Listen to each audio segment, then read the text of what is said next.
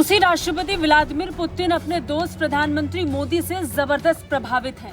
कम से कम 2 दिनों में 2 बार उनके द्वारा दिए गए बयान तो यही बता रहे हैं। भारत और रूस की दोस्ती दशकों पुरानी है। हर कसौटी को पार करने के बाद भी दोनों देश साथ नजर आते हैं। अंतर्राष्ट्रीय स्तर पर कई ऐसी घटनाएं हुई हैं जब दुनिया की परवाह किए बिना रूस ने अंतर्राष्ट्रीय मंच पर भारत का साथ देकर दोस्ती निभाई है। अब रूसी राष्ट्रपति व्लादिमीर पुतिन और भारत के प्रधानमंत्री नरेंद्र मोदी इस दोस्ती को आगे बढ़ा रहे हैं।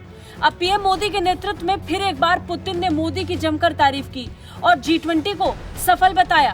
पुतिन ने G20 समिट को पीएम मोदी की सफलता बताया।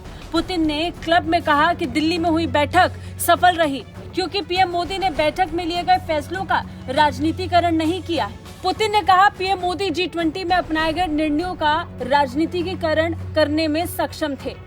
वो सही तरीके से किया। G20 का गठन आर्थिक मुद्दों पर चर्चा करने के लिए किया गया था, न कि राजनीतिक मुद्दों पर। भारतीय नेतृत्व ने राजनीतिकरण को रोका और ये सफल रहा।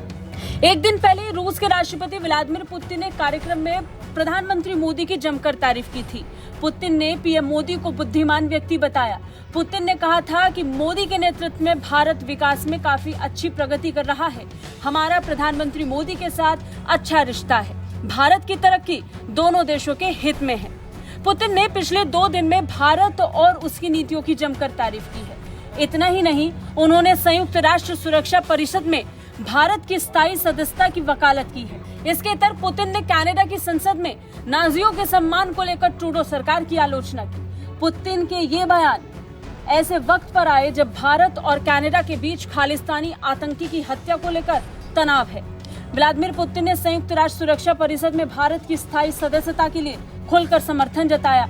पुतिन ने कहा कि भारत यूएनएससी का स्थायी सदस्य होना चाहिए, इसका वो हकदार है।